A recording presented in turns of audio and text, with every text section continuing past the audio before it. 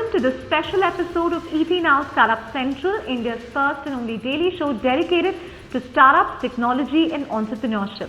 I'm Chandra Srikanth, joining you from India's startup capital, Bengaluru, and over the next 20 minutes, we will bring you all the action from Factordaily's Future of Jobs in India Summit, a platform that brought together voices from the world of technology and internet to really give us a sense of where we are today and where we will be due to the advent of the fourth industrial revolution that's really brought automation and artificial intelligence to the forefront, and the kind of skills that all of us will need to really adapt to this new normal. We hope to answer these questions on the show today, and we kick it off then with a tech visionary, a person who co-founded one of India's most successful software companies before taking up a project to give 1 billion Indians an identity. We are of course talking about Nandan Nilekani, who spoke about why it's crucial for India to leapfrog from agriculture to services, and also the way the nature of jobs is changing to make us all half employees and half entrepreneurs. Because if you look at the history of other countries, the United States, Japan, South Korea, China, Southeast Asia, they essentially grew by doing manufacturing and then exporting their products. That was the general model. So people went from agriculture to manufacturing to services. But in India, I mean, at this point today, manufacturing as a job creation engine is essentially broken. Essentially because of automation. After 23 years, Adidas is making shoes in Germany using highly automated factories. The iPhone will be made in the US with robots. So if you go to a factory of Tesla, it's all robots. So fundamentally, manufacturing as a job creation engine is no longer going to be as it was. And the second is Chinese overcapacity in everything from steel to solar panels has made manufacturing unviable. So I think the challenge in India is if we don't have manufacturing as job creation and we have millions of people in agriculture, can we migrate them from agriculture to services? And that no one in the world has done. So I think apart from the general automation issue, India has a particular transition problem. Well, what happened in the last 40 years was two things happened. One is on the side of manufacturing, the rise of the container. The container is a recent 60-year-old phenomenon. Right. And containerization dramatically dropped the cost of moving goods around. So I could make shoes or clothes in somewhere in China and ship them to Kansas. Right. And then the rise of broadband and fiber enabled the software game that we all played. But today, there is no longer a need for a company in US or Europe to manufacture in Asia. They can manufacture at home using robots. So that whole driver of globalization is gone. And automation in software also and customer support removes also a lot of outsourcing. So both services and goods which were part of globalization are actually no longer required the way they were required. So I think that's the big change in 40 years. Today's conversation is about job creation. It's not about businesses performing better. So businesses will continue to perform well, but will they create jobs in the millions? That's not so sure. So we have the challenge of the export front. We have the challenge of going straight from agriculture to services because manufacturing is not going to be a job creator. And so I think that creates a special need for us to think about how do we create a service revolution. That is, you know, if you go back and look at manufacturing, essentially the industrial revolution drove productivity in manufacturing. True. But services never had, in fact, in the US, service productivity has been declining. Unicorns themselves will not be major job creators. But the unicorns ecosystem will create lots of jobs. Because today, a Flipkart has 100,000, people selling on the platform. Those guys are going, let's say each of them has 5 employees.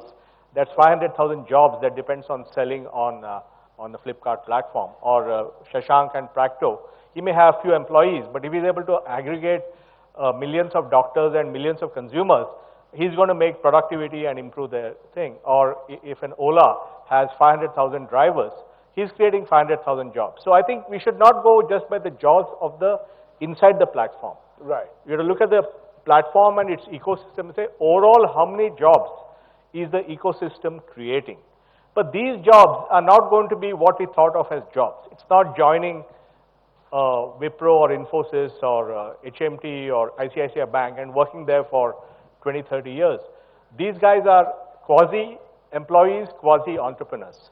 So the guy who's driving a taxi on Ola is getting a loan from a bank, he's buying that thing, he's taking the risk of buying that asset. Right. So he's like an entrepreneur except that he's connected to a platform. So the nature of job itself is going to be half employee, half entrepreneur. We are talking about how education, again the old model was you went to college, got a degree and then worked for 30 years. But in this new world where things are changing very rapidly, you have to be in continuous learning mode. So as an individual, you have to be prepared to learn all the time. And the system should also provide the ability for you to learn all the time. So both the supply and the demand is going to change. The West is a do-it-yourself economy, and India is a assisted economy. Get it done by others. Yeah, you go to somebody. I mean, in the US, you know, guys go on a weekend, go to Home Depot or something and buy a kitchen and make the kitchen at home. I've not met a single Indian who's made his own kitchen. So we prefer to get it done by somebody else. So in an assisted economy, there's a huge amount of job creation of people who assist other people. From one tech voice to another, this time Ravi Venkatesan, the former chairman of Microsoft India and currently chairman of Bank of Baroda, gave us a sense of the scary situation that India will find itself in on the jobs front unless it makes some crucial changes, and also the skills that you and me need to survive in a rapidly changing workplace. We are in the early stages of what's called the fourth industrial revolution, right? And it's just not when we think technology, it's not just about AI. We're seeing fairly dramatic advances in every field, right? Whether it's gene editing, space travel, new materials, the works. And it's all driven by, it's called science-based innovation. And so this fourth industrial revolution seems to be even larger and more sweeping in its implications than the first industrial revolution. So I feel that we're sitting at a moment in time which is pretty binary. If India can sort of really ride this wave, we can leapfrog to the top stack and leapfrog many stages of development. At the same time, if we fumble around and don't get our act together, I think the consequences could be pretty dire at the level of the country. And so the question becomes, if you look at the job loss projections, Nandan's always an optimist. I'm a chronic pessimist.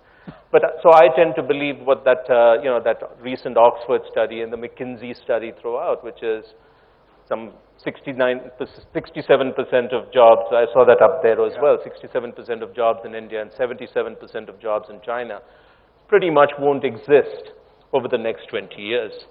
And, to some people, this seems unbelievable. And then you read these little factoids. Just Foxconn alone installed 40,000 robots last year. God knows what they did this year. And they sent home in a single factory 60,000 people. And China as a whole installed more new robots this year than they hired people. And then you look at stalwarts of Indian IT services, and you're seeing pretty much jobless growth. So it's here, and it's very believable. I'm writing a book, which should come out soon. I missed my deadline for the Jaipur Lit Fest. But it's called, the working title is, WTF Do I Do With My Life? Because I think it's the sort of essential question that many people are asking. To me, the first thing is you've got to imagine your career and life very differently. As Nandan also said, these long stretches are unlikely to happen.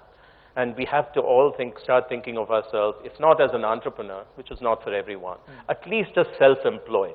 Okay. So your life is a set of gigs and a serial set of gigs, okay? That's how I've been thinking about my life, right? Even when I joined Microsoft, people, Nandan, I don't know if he's left the room, he was one of those who vociferously said, don't do this, it's going to end badly. So I said, okay, he may be right. So how do I think about it as a project rather than a career? Okay, and I've found that to be a really helpful mindset, okay? I'm not going to do what I'm doing forever. So if you think about yourself as a series of interesting gigs and prepare yourself for that, I think it'll play out much better than imagining a predictable career and so forth. Number two, you absolutely have to have what the HR profession like Hema and all call learning agility. You need to have useful skills and constantly reinvent your skills in ways that I think we do understand. Point number 3, I think, is, you know, that in this room are some well-known people. They're brands. See, Nandan is a big brand. But each of us is a brand. And so you have to be thoughtful about cultivating your professional reputation, right? In your field, I noticed that you've been doing a fairly careful job of that.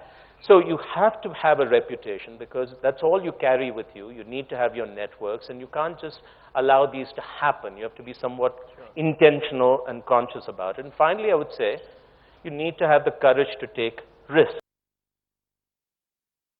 Now, the impact of the unicorn ecosystem on jobs has been pretty visible in sectors such as logistics, food tech, which has thrown open huge demand for talent on the delivery side. But considering robots have started taking over warehouses, fulfillment centers, what really happens to the future of these jobs going forward? We have Delivery's co-founder Mohit Tandon and Fresh Menu's founder Rashmi Daga answering those questions in this discussion. I think something that we think about is these are more bottom of the pyramid jobs, people who would work on the ground level every day, and those jobs are here to stay. The same people were either working at some other place or, for example, in our cooking staff, a lot of these people come from villages continuously in search of jobs. They're not skilled, and what we undertake is on-the-job training. So we would hire them for the lowest value chain of the job and train him. And I have seen in the last couple of years, some of them have moved up, learned, picked up skills and moved on. A couple of people who joined as, let's say, a shift manager or a unit manager, and it's very similar to a retail job, would come and in 1 year he has shown skills or ownership to move to a higher level position. But this is what it goes on in our space, and we see that those jobs are here to stay. For the kind of service we want to offer. So delivery jobs are here to stay, or in terms of food manufacturing, those jobs are here to stay. I think managerial layer of jobs is something that you could debate. And that we see we do a much better job than a physical restaurant chain, use of technology, use of enabled services. The number of people who we are managing the current size of business, I think the same number of managers would suffice for even 3 times more size of the business. And that's what is currently happening. What about unorganized retail impact there? I mean, don't you see the Flipkarts and the Amazons eating away business from the Kirana stores? Partly yes, but I think we are a very, very large country, and I think people who are shopping online are still a smaller part of the total population. I think it's a few years away for sure before they see substantial disruption to their income levels. And I think they're very, very smart. They are the micro-entrepreneurs in this country, and they would make sure they find ways of customer relationships, and those opportunities they'll still service. How automation and technology is going to impact the overall job creation. If you look at retail, you know, it's a boom for retail in my view, because automation, innovation and use of technology is going to create more efficiency, which increases productivity, which will lead to, you know, a boom in consumption. So what we see is that actually the market overall is going to, actually the consumption is going to grow. You know, retail is expected to grow from 600 million to 1 trillion in the next 4 years. So overall, you know, 12 to 13% growth year on year, more than the GDP growth, right? So as a sector, it's good. Automation and use of technology to create efficiency has always been good for retail or any service industry. And as costs become lower, as manufacturing become more automated, the productivity on agriculture improves, right? People will have more disposable income. That will lead to, you know, higher consumption rate. So retail as a sector will overall benefit out of this. There is no doubt about it in terms of consumption. Now, how automation helps is that I don't see that why growing online and organized sector is going to impact the overall retail industry employment on a whole. Right. What's happening with online and organized retail is that supply chain is becoming more and more efficient. We are using technology, we are using data sciences to route items more efficiently, which is leading to reduction in cost. Now, the rise of automation and artificial intelligence has also raised questions about the social repercussions that this will leave in its trail, considering the rise of the IT sector has largely been synonymous with the rise of the middle class, rupee millionaires, and also a huge ecosystem of engineering colleges in its wake. What happens to the lakhs of engineering graduates who graduate every year in this scenario? Now, while Wipro's Vice Chairman TK Kurian spoke about the need for workforce to readapt, readjust and continuously learn every single day, Mastery Den's Ashwini Ashokan, who runs an artificial intelligence startup herself, talks about the ambit of artificial intelligence in which there is scope for more work, for more people to really reinvent themselves. Listen in to this fascinating discussion. I think the biggest threat for us is the whole digitization cycle. Because typically what happens is large organizations, when they start a journey of digitization, the first thing that they do is simplify. When they simplify, the first business that gets hit is the typical BPO business that you have. Immediately after simplification comes digitization, where organizational friction that typically sits within the firm gets reduced significantly. And the last piece is disruption. So typically, having done the first two, companies look at themselves and say, you know what, I have a unique strength here, and let me see how I can kind of use that strength to disrupt the market.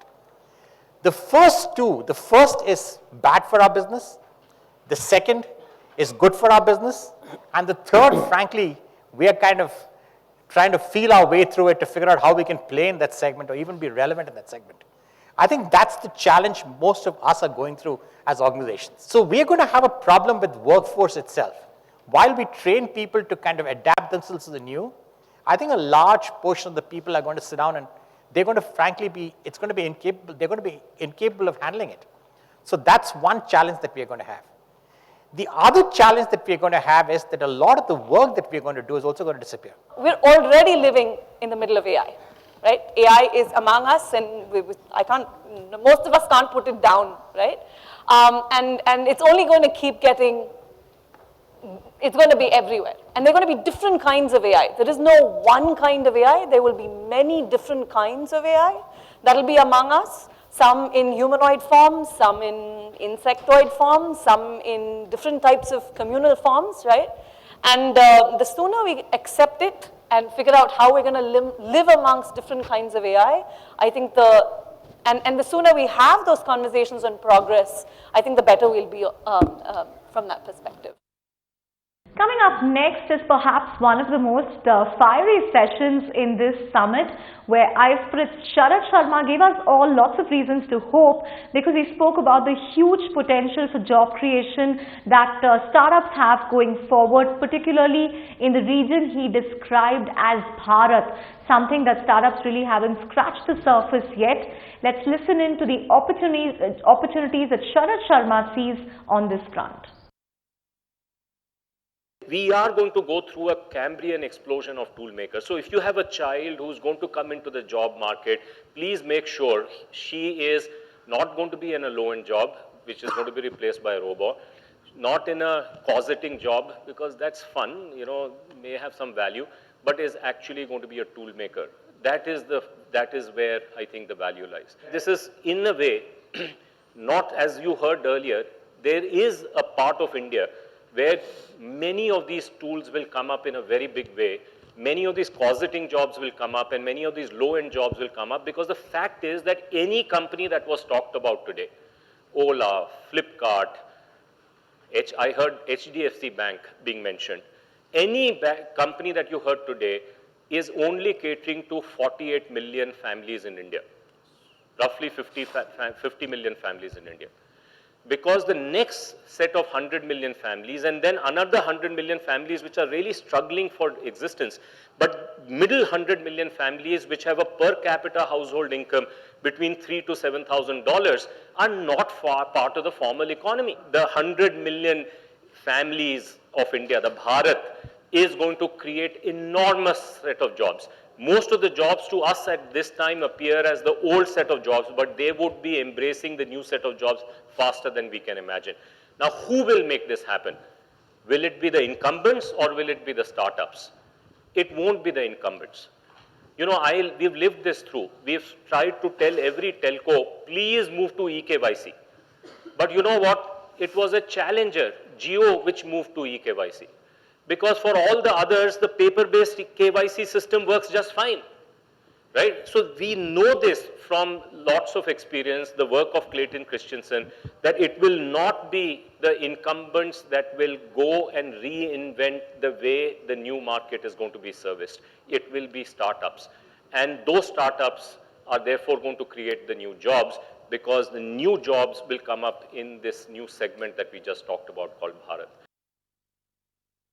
And with that, we come to the end of this special show. I'm sure at one level, it feels a little scary because it's almost like you're living out Alvin Toffler's Future Shock decades after that book was written. But in another level, these are exciting times because very few times in history do you actually witness these disruptions happening firsthand.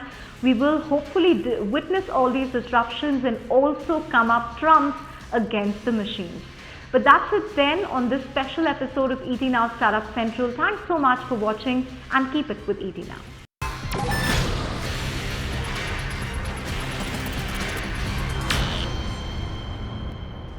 Find us on Facebook at facebook.com/etnow and don't forget to click the like button. You can also follow us on Twitter at ETNowLive. To stay updated with all our programming, hit the subscribe button on our YouTube channel by logging on to youtube.com/user/etnow.